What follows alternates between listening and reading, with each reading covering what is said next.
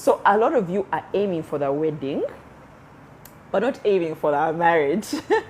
Because the marriage is life itself, you understand? So if you don't know how to do life now as a single person, you certainly will not know how to do life as a married person. So rather than just sit there and wait for that big day so that everybody can clap for you, maybe work on yourself. Work to be the person we meet then. You know, so we don't start complaining that, oh my gosh, she's married, but it's like she hasn't realized she is.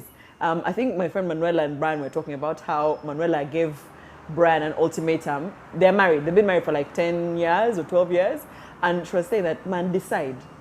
Do you want to live life as a married person or as a single person? But it's because some of you, instead of living your lives now as single people, you're running a race to get married. And then when you get married, you start to remember, hey, but I missed out on the other thing and I was so busy, so let me go back and circle back. And then you're having trouble in marriage. So live your life. Enjoy. As in, don't be there saying because you have pressure to get married, you can't do what you want to do. Get that best body that you want to get that job, get that career, get that money, sleep. Friend, live your life, okay? Enjoy it while you can as a single person. The other thing that I want to tell you is that even in terms of planning, I know a lot of girls are told not to acquire as much wealth as you can because your husband will get that for you. It's okay, yeah. His money is your money when you get married. But it wouldn't hurt to have your own stash somewhere, to have your own cushion somewhere. And the best time to, have that happening is when you're single.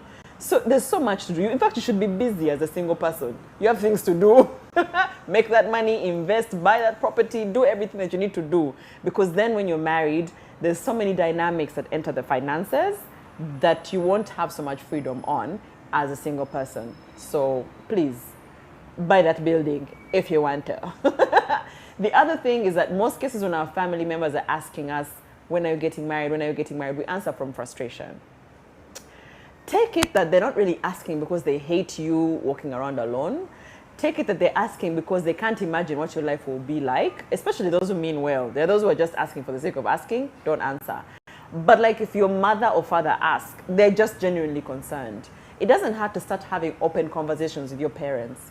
Let me tell you this, if you start to sit down with your mom and your dad and ask them like what married life is like, what it takes to be that person, to prepare yourself, they'll start to realize that rather than just asking you when you're getting married, they have a chance and a role to now train you to be that person.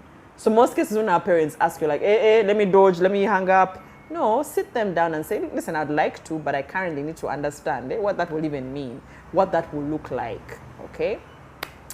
The other thing, where are you going to look for this person? I have my EA, she's sitting somewhere at the back.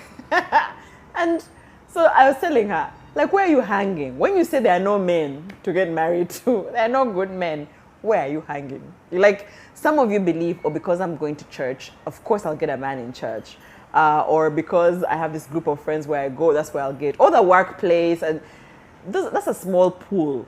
And when that entire pool starts to get smaller, you'll start to get frustrated because you're like, everyone at work is married. So like, where am I going to get my person? I spend 90% of my time at work or at home. Start to expand. This is where now the having a good time comes in. Man, go to every branch, but have a good time. Because as you're having a good time in these different places, you might meet someone interesting. And it doesn't mean that when you go to a club and meet a girl at the club, she ding, ding, ding, that I won't say. Some of us are just there to have a good time, and we're great people that you'll get to know.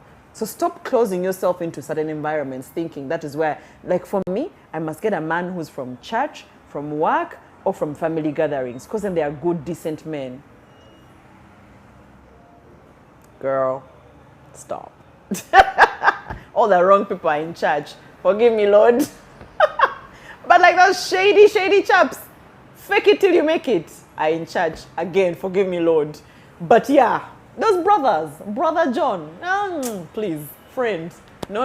Expand the places where you can actually get people. They're not so bad. Listen, bye.